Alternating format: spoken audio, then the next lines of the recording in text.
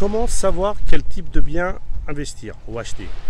Salut, c'est Alex Ferra. Dans cette nouvelle vidéo aujourd'hui, je voulais vous parler de quelque chose qui m'a, quand j'ai commencé à investir dans l'immobilier, ça m'a fait perdre un peu de temps parce que quand j'ai commencé à investir, je ne savais pas par où commencer, quel type de bien acheter. Il y a énormément de personnes que je côtoie tous les jours et qui me connaissent et qui me posent ce genre de questions.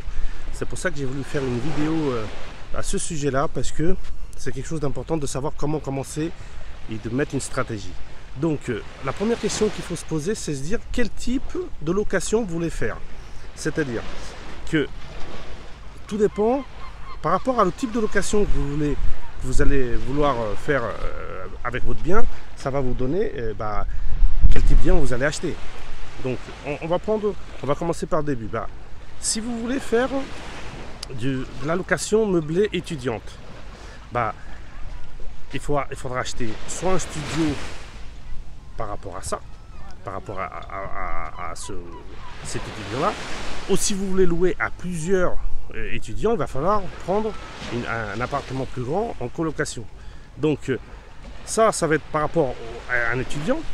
Si c'est pour un actif, c'est exactement la même chose. Est-ce que c'est pour faire un meublé classique pour un actif, ou est-ce que c'est pour faire une colocation aussi pour des actifs? Parce qu'il faut savoir une chose, il n'y a pas que dans les étudiants qu'on fait de la colocation. Il faut savoir qu'il y a des actifs aussi qui font des actifs, c'est des personnes qui travaillent, qui sont seuls, hommes, femmes, et à laquelle ils préfèrent prendre une colocation que se dire voilà, je vais habiter seul dans un appartement. Donc tout ça, c'est déjà ça. Il faut se dire, est-ce que vous préférez une location pour quelqu'un de seul ou pour quelqu'un qui fait des actifs? Et ça va déjà vous donner une indication à niveau du bien, mais aussi à niveau des villes. Parce que aussi, si par exemple, si vous voulez acheter pour des meublés étudiants, c'est pas le même endroit pour un actif. Pour un meublé étudiant, il va falloir que ce soit le plus proche possible des grandes écoles, universités et tout ça. Si c'est pour des actifs, il faut que ce soit plutôt à côté de la gare. Si les gens ils vont travailler dans une ville à côté ou aux alentours, il faut qu'il y ait des transports en commun, pas à côté de la gare si c'est le tram, mais ça peut être aussi à côté du tram. Si dans cette ville-là, il y a une zone d'activité, il faut que ça soit proche de la zone d'activité. Donc déjà, que ce soit au niveau du type de bien, de la géographie, déjà il faut choisir à qui vous voulez louer. Donc, en gros, c'est, comme on dit souvent comme ça, c'est d'avoir votre avatar. Avatar, c'est votre client type à qui vous voulez louer. Donc ça, c'est pour faire de la location meublée à l'année. Après, vous avez aussi la location courte durée. Donc c'est aussi un autre type de bien. La courte durée, c'est ce qu'on appelle la location saisonnière. C'est sinon faire aussi du mixte. C'est la location saisonnière et de la location à l'année. Donc moi, quand j'ai commencé à investir, c'était surtout de la location à l'année, parce que la location saisonnière n'existait pas. Donc moi, c'était surtout du studio aux 2 pièces. J'ai jamais été tourné trop pour la colocation. C'est une question juste de... Je me suis jamais trop habitué là-dessus, mais c'est quelque chose qui se développe de plus en plus. Donc par rapport à tout ça, comment vous y retrouvez? Donc moi, si aujourd'hui je commençais à investir dans l'immobilier, moi ce serait soit de la location courte durée, soit du mixte. Voilà, c'est celle qui est plus rentable. Si vous pouvez faire dans votre ville, si ça permet de faire la location courte durée à plein temps, c'est encore mieux. Donc il faut savoir que la location courte durée, si vous pouvez la faire toute l'année, c'est sûr qu'elle est plus rentable que si une location à l'année simple. Mais aussi, si ça ne permet pas, des fois on peut faire du mixte. Et du mixte, c'est pour les étudiants. Le mixte, on peut surtout le faire pour des étudiants, c'est de vous louer de septembre jusqu'à fin mai, début juin pour les étudiants, et vous louez pendant 2-3 mois pendant l'été en location saisonnière. Vous êtes tous les deux gagnants, que ce soit vous et l'étudiant. Vous, parce que vous allez louer pendant la saison plus cher que si vous louez à un étudiant, ça va vous rapporter plus. Et l'étudiant, il va économiser 2-3 mois de loyer qu'il ne paiera pas, et vous lui garderez le bien à partir de septembre. Donc tous les deux seront gagnants là-dessus.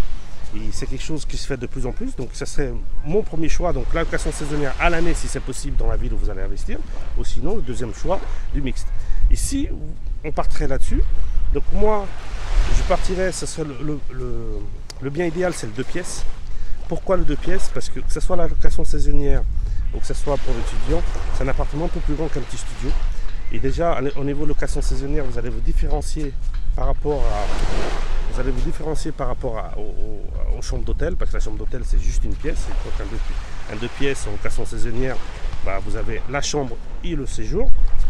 Donc vous serez mieux qu'un hôtel classique. Et à niveau de l'étudiant, c'est pareil.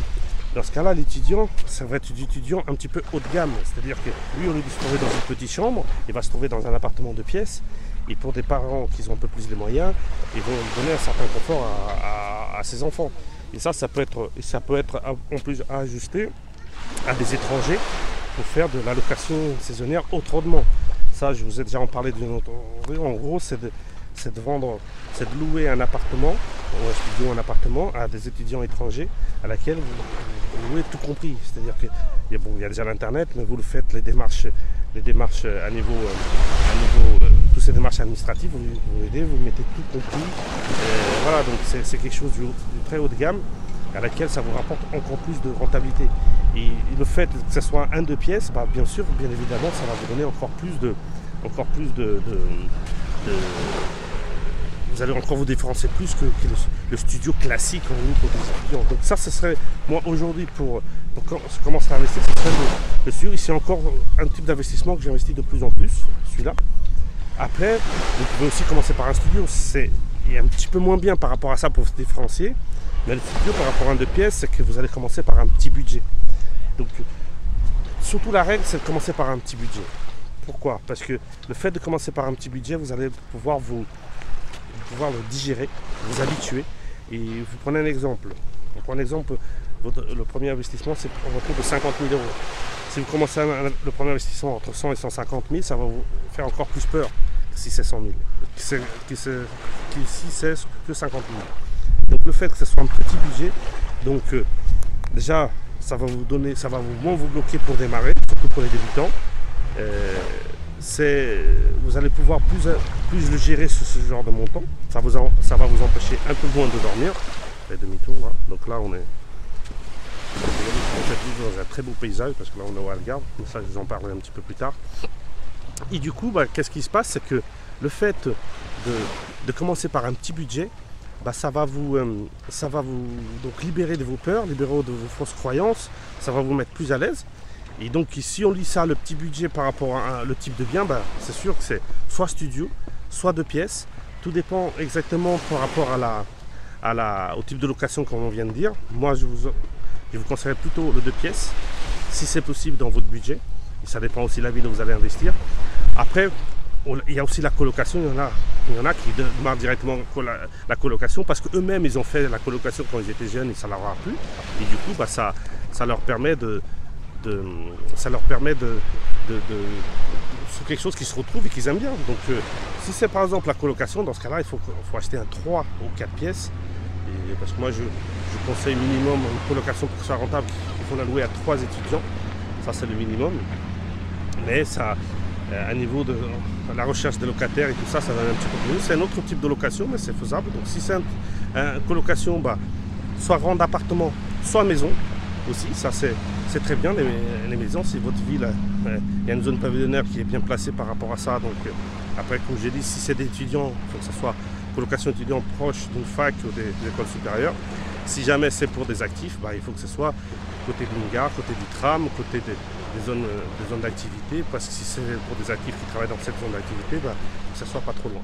Donc voilà. Et après, encore pour des budgets encore plus petits, parce que vraiment même 50 000 euros ça vous fait peur, bah, vous avez la partie parking, à laquelle moi aussi j'en ai fait au début.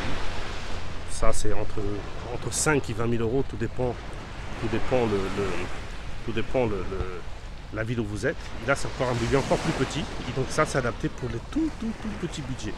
Donc voilà, donc déterminer le chiffre à faire, c'est quel type de location et quel budget. Entre le type de location et le budget, ça va vous affiner, ça va vous donner le type de bien que vous allez acheter. Et après, si vous êtes dans une phase, dans ce cas-là, c'est pas votre premier achat, vous voulez passer à la vitesse supérieure, donc là vous avez un autre type de bien. Dans ce cas-là, vous avez des immeubles, donc là c'est directement plusieurs appartements. Ça peut être des petits ou des grands immeubles. Vous avez aussi la partie des maisons, c'est-à-dire des maisons, il est divisé en plusieurs espaces de vie ou en plusieurs appartements, tout dépend si vous voulez faire ça officiellement ou pas.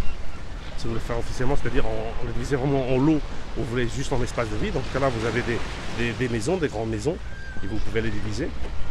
Ça, c'est aussi un autre type de location. Et après, encore d'autres choses, c'est les locaux commerciaux, les locaux d'activité, les transformer en habitation. Ça, c'est encore autre chose. Mais ce genre de type de bien, il faut avoir déjà une certaine habitude. Moi, je conseille ce genre d'opération plutôt quand c'est un peu plus tard, quand vous avez déjà de l'expérience et tout ça. Donc, c'est pour ça que avant de commencer tout ça, il faut clarifier ses objectifs, de savoir quel type de location, quel budget, dans quelle région j'ai envie de c'est dans ma région ou pas, et c'est ça qui va vous déterminer. Là, vous mettez une stratégie et après vous commencez à cibler les biens que vous voulez. Moi, l'idéal pour quelqu'un qui commence, les petits biens, parking, studio, 2 pièces, c'est dans ces 3 petits biens. Après, s'ils veulent passer à la vitesse supérieure, dans ce cas-là, des immeubles, petits immeubles ou grands immeubles, tout dépend à quelle vitesse supérieure et quel budget vous voulez investir. Maison à diviser en plusieurs appartements, en plusieurs espaces de vie. Et après, les locaux commerciaux à transformer en habitation, c'est aussi rentable. Donc, c'est à vous de voir qu'est-ce qui est le mieux pour vous. Si vous êtes débutant, petit. Si vous êtes moins débutant, vous passez à la vitesse supérieure, il y a plusieurs choses. Mais surtout, déterminer, c'est très important, déterminer vos objectifs et une stratégie pour vos investissements. Donc, je vous dis à une prochaine vidéo. Donc là, ça a été hors cadre de Paris. Donc là, on est au Algarve. Donc, je suis venu quelques jours en vacances. La liberté financière permet de venir aussi dans ces endroits comme ça. Algarve, une destination à la mode. Là, on est à Portimao, dans une petite plage juste à côté de la marina. Donc là on est derrière, là. Juste là, c'est un petit hôtel avec un bar avec des endroits pour se baigner, pour se bronzer et tout ça. Juste derrière la marina. Donc un cadre très, très beau. Là, ils ont mis même, juste derrière, là, ils ont mis même des toboggans sur nous. Donc quelque chose de très agréable. Et même dans des endroits agréables, on travaille, on fait des vidéos pour vous inspirer. Et ce genre d'endroit, surtout quand je suis dans ce genre d'endroit, ça m'inspire énormément. Ça me donne encore plus envie d'investir dans l'immobilier pour profiter encore plus d'être dans des moments comme ça. Parce que c'est très agréable d'être dans des endroits beaux où il y a du soleil, il y a la plage, il y a beaucoup de choses. C'est pas que ça la vie, mais ça contribue à vous mobiliser. Ça, en plus, il y a un petit vent là, ça vous remplit les poumons, ça vous donne une énergie énorme. Et voilà, c'est pour ces petits moments qu'on fait des investissements immobiliers pour pouvoir profiter de plus en plus de ce petit moment. Je vous dis à très bientôt. N'oubliez pas, abonnez-vous à la chaîne. Et je vais faire encore de plus en plus de vidéos comme ça, dans des cadres comme ça, parce que ça m'inspire énormément et j'ai envie de vous inspirer, vous, pour investir dans l'immobilier. N'oubliez pas, on investit ensemble. Ciao!